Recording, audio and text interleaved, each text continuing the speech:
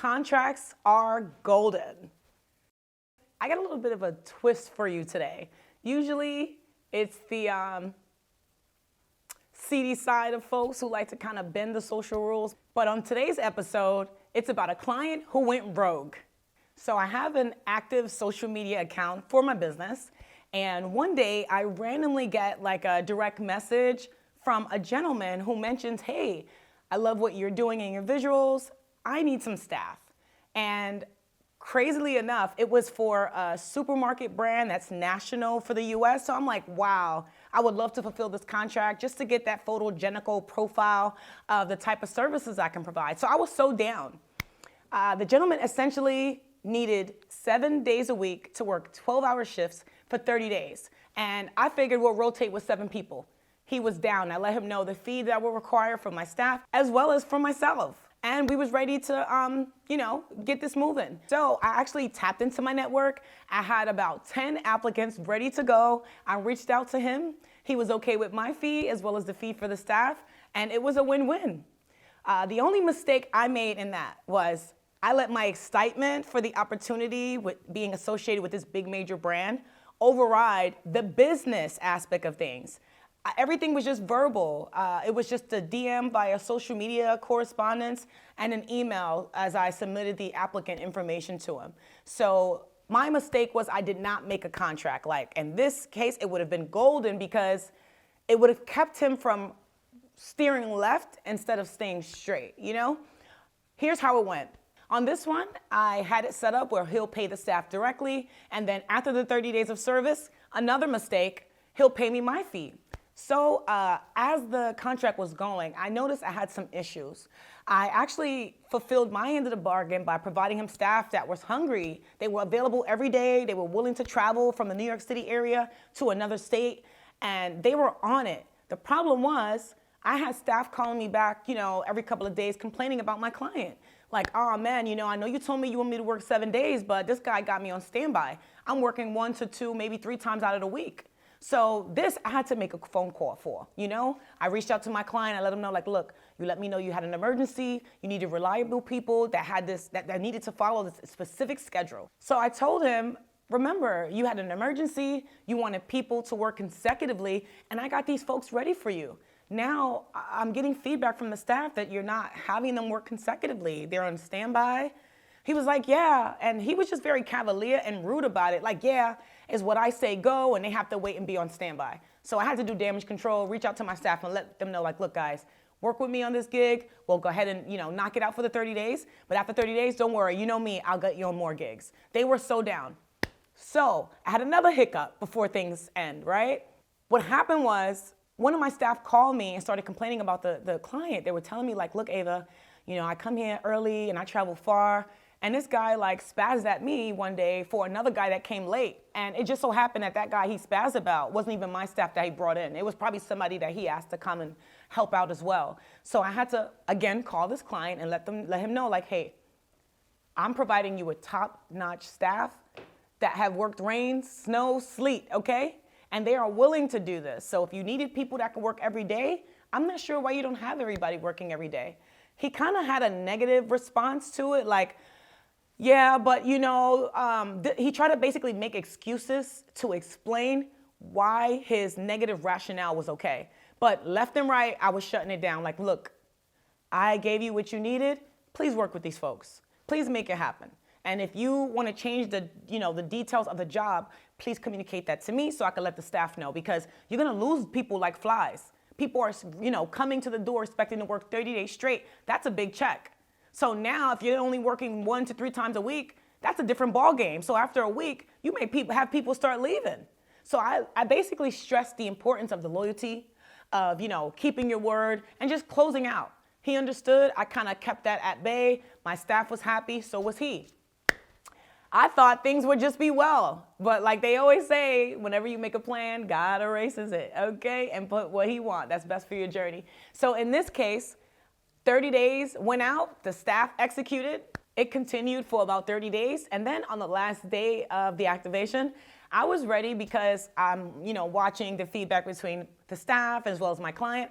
I got feedback from my staff that he did pay weekly as he said. So I was a happy camper. And I'm one of the type of business people where I don't mind going hungry to make sure that my staff eat and get paid exactly what I agreed to pay them. So if I got to deal with, debacles with the client and I got to chase them down and payment went different, I'll be the one to chase them down, but at least my staff are satisfied. So in that sense, now it's time for me to get paid. So I reached out to the client like, okay, here's an invoice, here's a reminder for payment. Let's go ahead and close out. This gentleman calls me to tell me all these negative excuses. One, he says, the staff didn't do so good. The staff caused me not to get this contract continued, so thank you, we worked, everything is good, but there's not gonna be any continuum. That was the first thing. I don't know why people just lie and tell on themselves, right?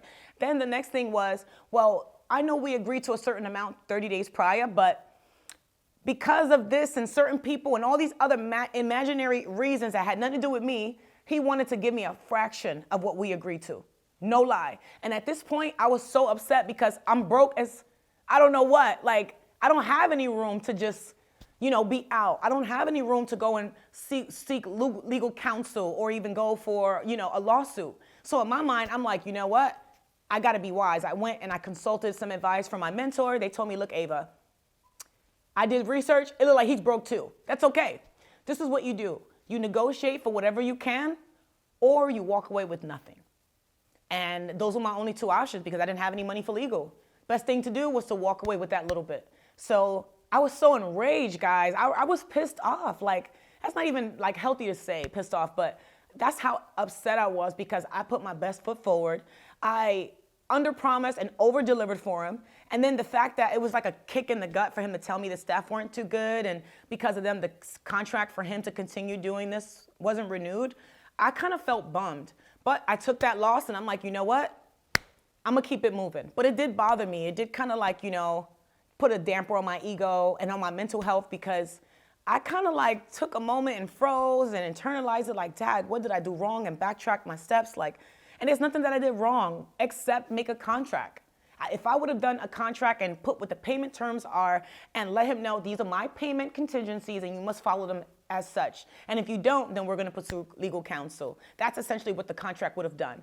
But if you don't have a contract, whatever you guys discuss verbally, even in a text in the beginning, at the end of the day, they can kind of like add in extra clauses or things in reality can happen and then they'll use that as leverage to get out or pay less. So you always want to make sure you got that contract locked in. If I would have known, I would have saved so much headache. So to continue with this, I'm realizing now I don't have a contract with this guy. So I'm like, wow, okay, great. I took what he gave me and I moved on. I started looking for other clients. I just kind of like, I ate it. I chucked it to the game. You could say that, right? So a week later, a week later, I get a call from my staff. Ava, this client reached out to me and, he said that we're going to be working again. So I'm learning like, wow, the contract is extended. And he continues to say, well, this guy reached out to me and wants to know if I could work with him. And my worker basically called me to say, Ava, I just want to know if you're going to be attached to that.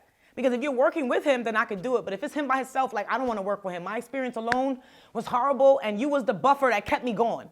So I told him, wow. I didn't want to disclose too much of what I knew on the client executive end. Like, wow, this guy lied. He told me that the contract wasn't extended. Coming the whole time, it was extended. So what he wanted to do was he loved what I did. He just wanted to X me out and keep the people and continue with them. That only goes so far. It's a loyalty. It's honesty. It's my secret sauce that got these people, and for me to have these people to be ready to go. So I chucked it, guys. I'm like, God, I'm going to just, pray to God, put it in God's hands, see what happens from there. But I had to take a loss. Guess what, guys? Crazy things happen. They need me. He comes back, right? So 9 months later, guess what? Now, it just so happened also, I forgot to mention this, that when I was given this contract, this happened during the COVID-19 pandemic, during the shutdown.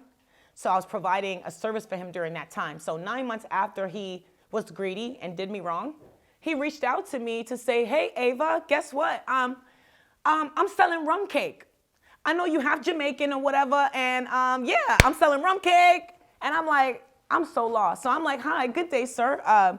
Rum cake, wow. And this was my response. Please don't judge me, guys, all right? Because bad enough, I got a lot of people in my Jamaican side of my family that call me white girl. I don't care. Okay? But at the end of the day, I told him, I said, listen, Papa, I'm half Jamaican, but I don't eat rum cake. It's just not my thing. Like, I do maybe tea or a puff pouffet or a creme brulee or a lobster. That's my thing. You know what I mean? So he was just like, oh, excuse me. Papa, it ain't about a judging thing or excuse me. That's what I told him. You asked me if I want to do rum cake. It's not my thing. Now you learned. You know, congrats to you. And I said, you know what? Speaking of which, didn't you have the cleaning business? What happened to your business? Like, how come you selling rum cake? It's like God, karma is a mother. He basically tells me, remember, he did me dirty. He was greedy. He didn't want to pay me all my money. But guess what? He kept all that money and still lost his business, guys. He told me he lost it all. And now he's at home, chefing it up, making rum cake, okay? And don't get me wrong, ain't nothing wrong with making rum cake, but that usually that kind of correlates to like an older woman or somebody with low skill sets. You know, I just kind of was like, wow, this gentleman hit rock bottom. And it reminded me, be humble, Ava, keep going. You got a talent, people trying to wheel and deal to get it. So that means that you have something powerful. That was all I needed to let me know to keep going. But I was blown away, guys. That same greedy person, karma chucked him in the tuchus because he lost all his business, everything. Now he's selling cake. So in the same conversation, he's still trying to sell me on, yeah, well, if you know anybody, your neighbors, anybody, tell them about this rum cake. I said, listen, Papa, I don't want no rum cake, all right? But all I could do is just tell the neighbors, hey, come get his rum cake. That's it. He took it. He kept it going. I thought that was the end of it. And I can't front, guys. Like, a part of me felt vindicated. Like, that's what you get for being greedy. Like, people forget, guys, there's enough money to go around. It really is. All you got to do is tap into what you love, learn how to monetize of it, and there you go, a piece of the pie. The fact that that guy was also West Indian, which I guess he mentioned in the beginning as a pitch to make us connect, it didn't even matter. What mattered to me was work ethic, was professionalism, and I got it. I made it happen. So another thing that I learned about myself was the strength from the situation, because I could have lost it. I could have cursed him out. I could have went and did crazy, but I didn't do that. It wasn't worth the dollar. It wasn't. What was worth it to me was the fact that I got this contract. I have staff services that I provided associated with a big supermarket national chain, brand name, and I got these photos to add to say, look, this is what type of services I can be able to provide. So to me, I felt like I won, you know? Guess what, guys? That's not it. He comes back. So let me tell you about this. So a year later now, this gentleman has the nerve. I guess he still followed me on social media. So it looked like he also extended his social media viewing tentacles. He also started to follow my business and the personal social media. So no lie, I think I made a post, maybe a business meeting or something. This gentleman out the wazoo decided to send me a message, guys. Okay, here's where the creepo comes out. He got the nerve to say, oh my God, you have the most prettiest toes. Oh my God. Right there, he went on block. Now, let me tell you what I learned. Business 101, they always say, always keep the door open for business. When people want to wheel and deal, at least you could be able to stand your ground and you could have your good footing, always allow them to come back, because if somebody cheats you, do you wrong, when they come back, you charge that headache tax. You charge that headache or that misunderstanding deposit that you know they're going to put you through. So I was ready to do that for him, but hey, God intervened. I didn't have to do that. So guys, what's the takeaway from this? Contracts are golden. If I would have known that or implemented that way sooner, I would have avoided all of this. I would have got my money on time, and I actually could have pursued legal action in the right way because I had that contract. I didn't have that. What I did was be human, and everybody is human. I let the weakness of me being excited for getting this cool, reputable contract override me having basic business acumen. So take this as a learning guide for you guys. Contracts are golden. Use them.